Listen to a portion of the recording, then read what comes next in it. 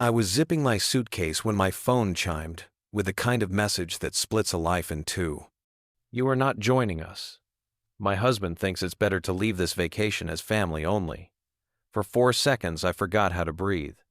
The zipper teeth hung open like a wound. My passport lay on the bed beside neatly rolled shirts and a new pair of walking shoes I'd bought just for cobblestones. Family only. I stared at those words until the screen dimmed, and my reflection blinked back. A tired man who'd spent months planning the trip, paying for seats, mapping museums and cafes, imagining the look on his daughter's face when we ate creme brulee by the Seine. I typed one word, okay, because anything else would have broken me open. Then, I set the phone down and listened to the house. The old clock in the hall ticked as if nothing had detonated. Outside, a neighbor's sprinkler clicked across a tired lawn. I closed the suitcase not to take it, but because the sound of the clasps snapping shut felt like the only thing I could control. Airline hold music filled the kitchen while I canceled my seat. The agent was nice. She didn't ask why a father would surrender a long-planned flight 6 hours before departure. I wandered back to the bedroom and touched the paper itinerary I'd printed in big fonts. Paris 3 days, train to Lyon, then Rome. My pen marks circled the places she'd said she wanted to see since she was 13. The locks on Pont Neuf, the carousel near the Eiffel Tower. That bakery in Les Marais, with the pistachio tarts everyone swears are worth a pilgrimage. Around sunset, I made the worst decision a shocked parent can make. I opened Facebook.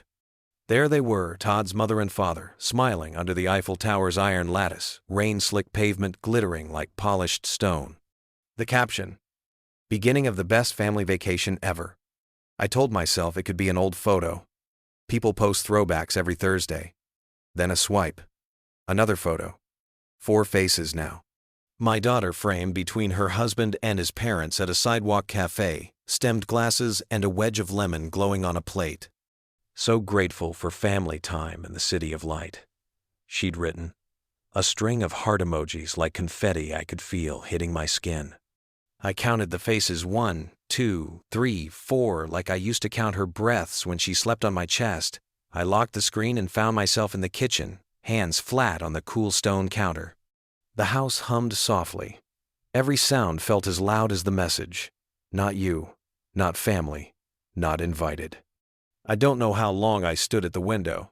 Across the cul-de-sac, Mrs. Walker lit her porch light. Somewhere, a dog barked twice and lost interest. I thought of all the times I'd said yes without blinking. Yes to the $30,000 wedding. Yes to the down payment when the bank said no. Yes to late-night calls when she was afraid and he was angry. Yes to the temporary addition of her name on my card in case of emergencies.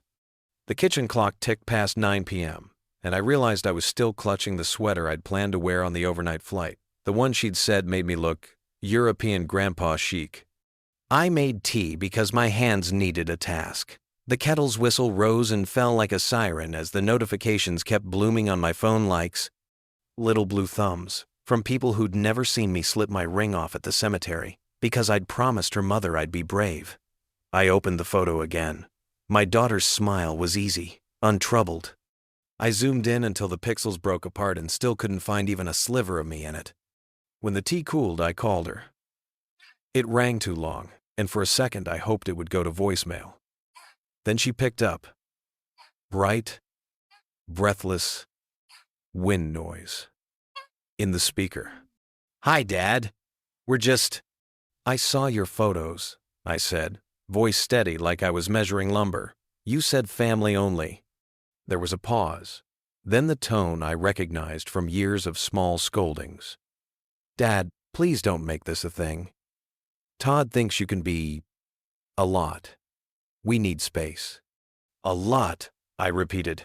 I planned the trip, and we appreciate it, she said, airy as steam. But this is better. We'll talk when we're back. The line clicked dead. I set the phone down, walked to my office, and stood before a wall of frames: bicycle lesson, science fair, cap and gown.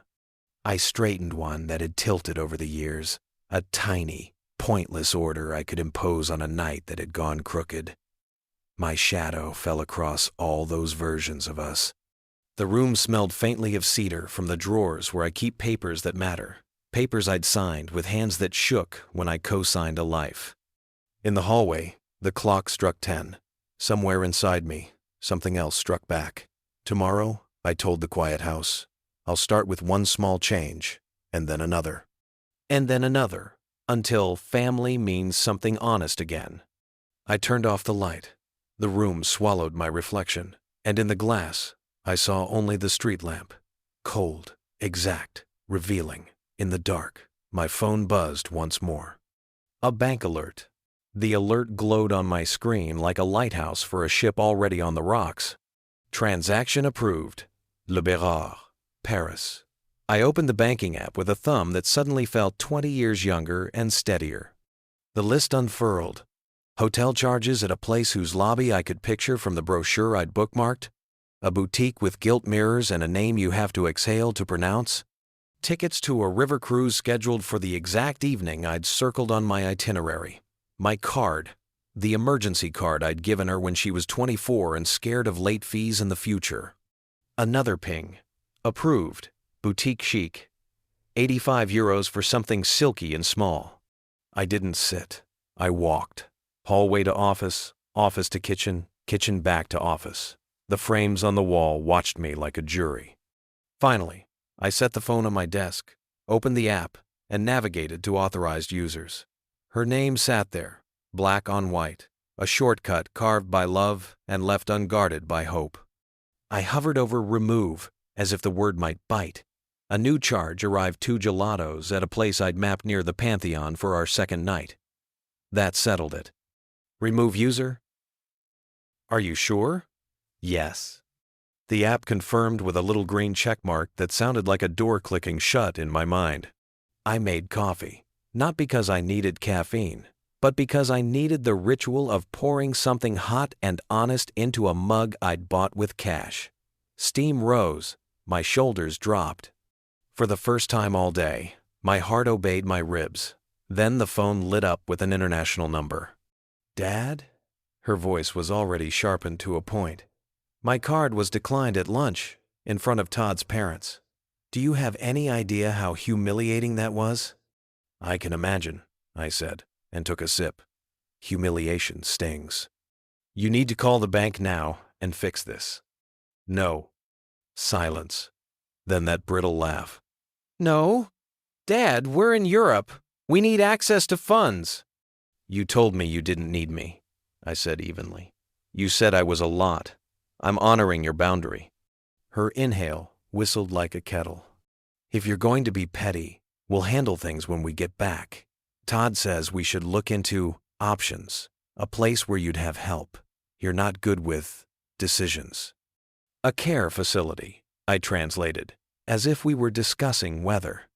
I looked around my house, the notches in the doorframe where we'd recorded her growth, the dent in the banister where I'd dropped my toolbox in '03, and you'll sell this place to fund it. You don't need all that space, she said. It's unsafe for you to live alone. Unsafe, I repeated. For whom? Just fix the card, Dad. No, I said again, softer, as if speaking to my younger self. Goodbye. I hung up before she could swing the hammer again. The house exhaled. So did I. Then I pulled open the drawer with documents that smell like ink and permanence. 2 deeds, neatly stacked. Mine, Maple Drive, paid off. The other Maple Street was the one I'd bought for her. Just to help the mortgage approval, Dad. We'll transfer it right away. My name sat alone on that title like a sentinel. A plan arrived whole. The way a storm rolls in line of dark cloud, sudden wind, the first cool drop. I found a business card tucked under a rubber band. Marcus Chen, real estate broker. Honest, discreet, quick. He'd sold me both houses. He knew the shape of our story without knowing the cracks. I dialed. Marcus, it's Gary Owens. I need to sell a property. Gary? He sounded pleased, then careful. Which one are we talking about? Maple Street, I said, as soon as the ink can dry. He was quiet for the length of one heartbeat. We can list tomorrow. Market's hot. You still have keys? I do. We can have photos by noon, live by afternoon. If we price to move, you'll have offers within days. Price to move, I repeated, tasting the phrase like a new language. Do it. We reviewed numbers. He emailed documents. I signed with a finger that didn't shake anymore. When the last digital line turned blue, I sat back and listened to the refrigerator hum. Somewhere far away, a string quartet was tuning for a wedding on a riverboat I'd planned to board. Here, a printer spit out a listing agreement, like a verdict. Before bed, I made one more call. Dave's Honest Moving. A gravelly voice answered. Dave, I've got a house to clear. Occupants out of town. Tomorrow morning. Can you do it? I've seen some things, he said. We can be there at 8. I set my alarm for 6:30, laid out work boots that still knew my weight, and turned off the light. In the dark, the hall clock ticked one step, then another, then another. At 8 a.m., a truck would rumble up to Maple Street. By noon, the rooms would echo. By evening, a sign would rise in a fresh-cut lawn, for sale. And when the plane landed and 4 people rolled luggage to a curb shining with Paris rain, one of them would turn on her phone, see a listing, and learn what family only costs. At 7:45 a.m., I was parked in front of the Maple Street house, the morning air sharp with that clean, early light that makes everything look more honest than it is. Dave's moving truck was already there, white paint dulled by years of sun, letters flaking but still legible. Dave's Honest Moving, Est, 2008. Fitting name, I thought.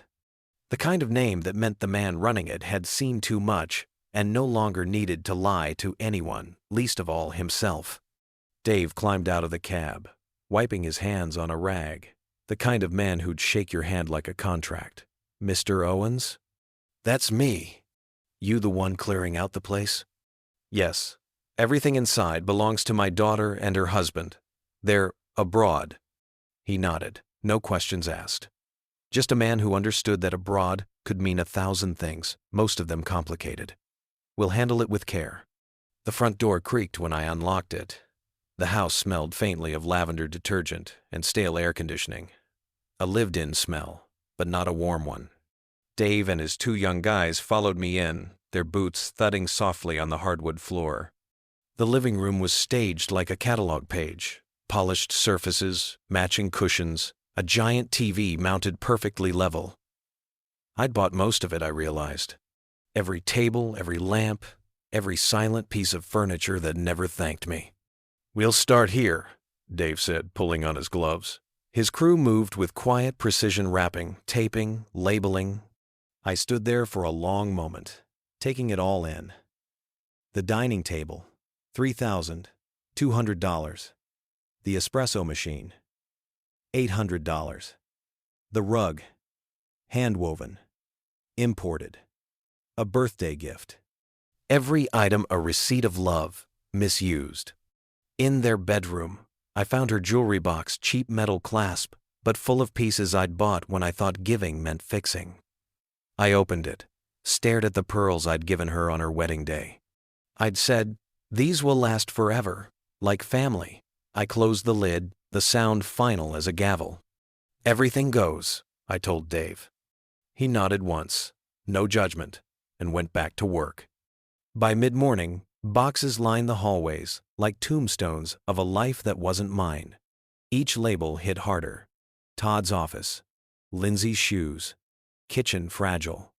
I helped where I could, lifting, taping, sorting, but mostly I watched.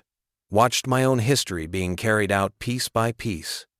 In the second bedroom, meant to be a nursery one day, I found unopened baby furniture, a crib, a rocking chair, boxes labeled "Someday," the word sliced deep. For a second, I wondered if I was going too far, if revenge had started to look like cruelty. Then, I saw a drawer half open on Todd's desk. Inside, a stack of bank statements, his name, luxury purchases, 5-star restaurants, designer stores, all while they told me they were struggling to keep up with bills. My doubt evaporated like steam. "Mr. Owens," Dave called from the hall. "We're about done. Couple more rooms. I nodded. Good. Everything goes to secure storage on Brady Street. Units already paid. He gave a short whistle, impressed.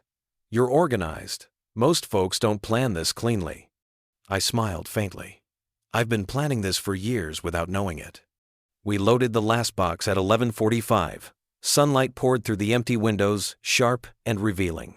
The house echoed now no laughter, no lies, just space. I handed Dave an envelope of cash, plus a generous tip. You've been thorough. He tucked it into his vest. You okay, Mr. Owens? I will be. When they drove off, I locked the door, turned the key slowly, and pocketed it. That sound metal turning in a lock felt like punctuation, the end of a chapter I should have closed a decade ago. Back home, I made lunch in silence. Just me, a sandwich, and a phone that wouldn't stop buzzing. Notifications flooded in Facebook tags, angry comments. Some people have no respect for family privacy, she'd posted. Photos of them in Paris had vanished, replaced by cryptic quotes about betrayal. Her friends commented with sympathy, calling me cruel, selfish, cold. Let them, I thought. They didn't know the story. They only knew hers. Then, my phone buzzed again, Marcus Chen. Gary, he said, his tone brisk but pleased. Got an offer already. Full cash. Young couple just relocated for work. Love the neighborhood. They can close in 2 days if you're ready. I leaned back in my chair, letting the number sink in. 2 days, huh? Yes. They're eager. It's a clean deal, no contingencies. Do it, I said. Let's close by Friday. Marcus chuckled softly. I knew you'd say that. When I hung up, I sat for a while, just listening. Somewhere in the distance, a lawnmower hummed. Ordinary life, routine sounds, but everything had changed. I opened the blinds, letting the afternoon sun flood my kitchen. For the first time in a long time, I felt something close to peace. Not joy, not triumph, just clarity. The wheel had turned. And soon, when they came home dragging their designer luggage and dead smiles, they'd find out exactly how fast a wheel can see. Friday morning arrived crisp and bright, the kind of day that tricks you into believing the world is fair. I drove downtown to the title company, the Maple Street file sitting on the passenger seat like a silent witness. Inside, the office smelled of coffee and paper deals and endings. Marcus Chen was already waiting, papers neatly stacked, a smile that mixed professionalism with mild disbelief. Gary, I have to hand it to you, he said, sliding a pen toward me. That was fast. Cash buyers? No fuss. They're young, both professionals, eager to settle in. Names Michael and Sarah Thompson. You did well. I read through the documents, each page a confirmation that this chapter was closing exactly how I wanted. Sign here, initial there. My signature flowed steady. Not a tremor in sight. When I handed the pen back, Marcus nodded approvingly. The funds will transfer today, he said. You'll see them in your account before noon. I thanked him and walked out, sunlight flashing off nearby car windshields like applause. The transaction wasn't about money, it was about equilibrium. Years of imbalance corrected in a few strokes of ink. By noon, my phone pinged with the deposit confirmation. I stared at the numbers on the screen, the reflection of myself faintly visible over them. For the first time in years, I didn't feel used. I felt whole. Saturday came with a light wind and quiet purpose. I drove to the Maple Street house one last time, mostly to see it with new eyes, to watch it become someone else's beginning instead of my daughter's entitlement. When I pulled up, the driveway was alive with motion. A U-Haul truck stood open, cardboard boxes stacked neatly beside the curb. Michael and Sarah were there, beaming like they'd just stepped into a dream. Michael looked up when he saw me. Mr. Owens, we were just moving in. The place is perfect. Thank you again for working with us so quickly. Congratulations, I said sincerely. It's a good house. It deserves a good family. Sarah laughed softly. We've already started making plans for the nursery. That word again, nursery. But this time, It didn't hurt. It just felt right. As I got back into my car, I saw a taxi slow to a stop a few houses down. The moment froze, like a scene I'd been expecting, but still wasn't ready for. The cab door opened, and out stepped Lindsay, her hair disheveled from travel, eyes wide and hollow from jet lag and panic. Todd climbed out behind her, wrestling with 2 oversized suitcases and an ego twice their size. I stayed where I was for a few seconds, just watching them. The way Lindsay looked around confused at first, then suspicious until her gaze landed on the U-Haul. I saw it then, that flicker of realization, the exact moment she understood. "What the hell?" Todd muttered, storming toward the house. Michael, polite as ever, paused his unloading. "Can I help you?" "Yes," Todd snapped. "You can tell me why you're moving into my house." Michael blinked, calm but firm. "Your house? There must be a mistake." Lindsay was already pulling out her phone. "Dad!" she shouted when she spotted me, her voice sharp with accusation and fear. "What is going on?" I got out of my car and walked toward them slowly, the late morning sun cutting shadows across the lawn. I kept my voice level, steady, almost gentle. "It's simple. The house was mine. I sold it." Her mouth opened, then closed, as if her brain couldn't translate the words into meaning. Todd's face went red. "You what? You sold our home?" "It was never yours," I said. "Check the deed." "That's impossible," Todd barked. "You said—" "I said I'd help you buy it. I never said I'd give it away." Lindsay stepped closer, tears mixing with anger. "You can't do this to us. This is where we live. Where are we supposed to go?" I held out an envelope. Todd snatched it, tearing it open with shaking hands. "Secure storage. Unit 47B?" He looked up, incredulous. "You put our stuff in storage?" "Every piece, safe and sound," I said. "The first month's paid." Lindsay's lip trembled. "You've lost your mind, Dad. We'll sue you." "With what money?" I asked quietly. "Your cards don't work anymore. And this." I gestured around the street, the truck, the buyers watching uneasily. "This isn't your kingdom anymore." Todd stepped forward, voice rising. "You think this makes you some kind of hero? You've destroyed your own family." "Family doesn't exclude fathers," I said, my tone like steel wrapped in calm. Silence fell over the lawn. Even the movers froze mid-lift. Then Sarah, kind but nervous, spoke softly to Michael. "Maybe we should go inside." He nodded, leading her toward their new front door, their home now. Lindsay's shoulders sagged, her fury draining into disbelief. "Dad, please, we have nowhere to go." I studied her face, my daughter's face, for a long time. The same girl I'd taught to ride a bike, who'd once cried when she scraped her knee, who'd once promised never to forget what family meant.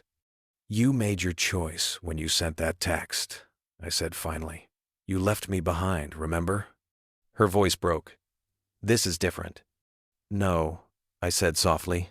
"It's exactly the same." The wind shifted. A leaf blew past her feet. Todd clenched his jaw, glaring, but said nothing.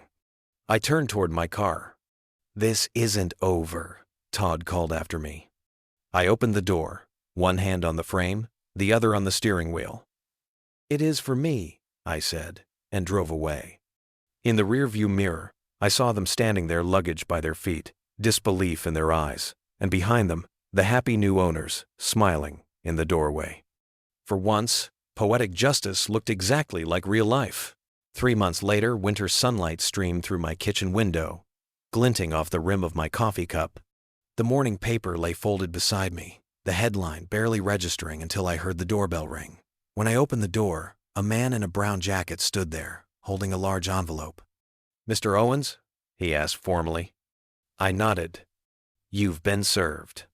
He handed me the documents and walked away before I could even respond. The weight of the envelope was familiar. Legal papers always had that same false heaviness, like they contained power. I opened it at the table, eyes scanning quickly. Owens versus Owens. My daughter and her husband were suing me. For a moment, I just sat there, the sound of my clock ticking in the quiet house. Then, without panic or anger, I picked up the phone and called my lawyer. By that afternoon, we had our response ready. The deed, the receipts, the bank records. Every line of evidence was perfectly aligned.